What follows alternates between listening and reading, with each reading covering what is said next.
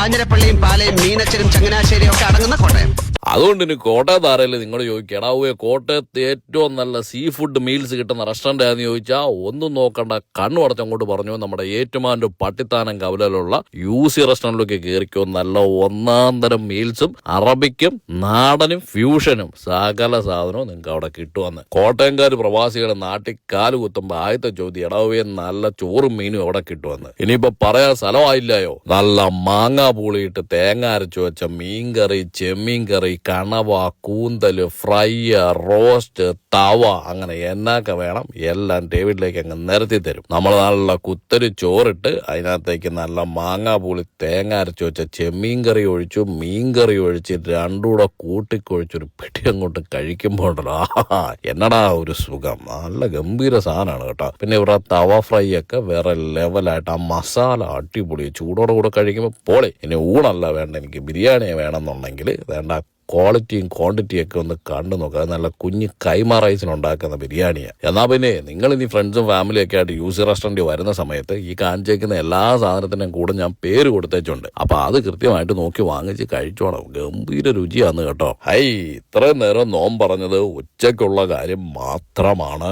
കഥ ഇനിയാണ് ആരംഭിക്കുന്നത്. വൈകുന്നേരമായ ഷവായ, മസാല ഷവായ, അൽഫാം, മന്തി, അങ്ങനെ ഒരു അറബിക് മഹം തന്നെയാണ് ഈ താടിക്കാരൻ നീ കഴിക്കുന്ന ഷവായ. കണ്ടോ, ബട്ടർ പോലെ വായിൽ അലിഞ്ഞു. അത്രയും രുചി, അത്രയും സോഫ്റ്റ്.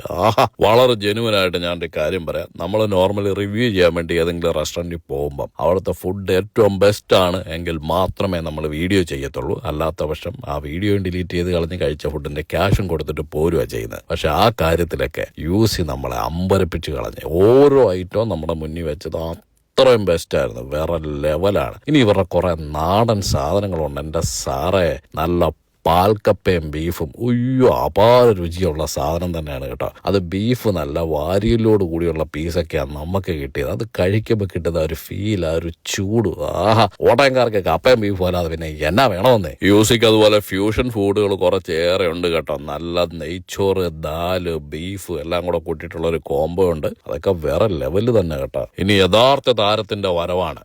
കോട്ടയംകാരുടെ പൗരാണിക ഭക്ഷണം പിടിയും കോഴിയും. ആ പിടിയെടുത്തേച്ച് ആ കോഴി കൂട്ടി ഒരു പിടി അങ്ങോട്ട് പിടിക്കുമ്പോ എന്താ സാറേ, ഒടുവിൽ ഒരു കട്ടനും കൂടെ അടിച്ചാൽ കുശാൽ. എന്നാൽ യൂസി പുതിയ മുഖവും ഭാവങ്ങളുമായിട്ട് നല്ല ഗംഭീര ഇന്റീരിയറും പാർക്കിംഗ് ഫെസിലിറ്റീസും ആയിട്ട് ഒരുങ്ങിയിട്ടുണ്ട്. ധൈര്യമായിട്ട് പോരെ, ഫാമിലി ആയിട്ട് തന്നെ. വെൽക്കം.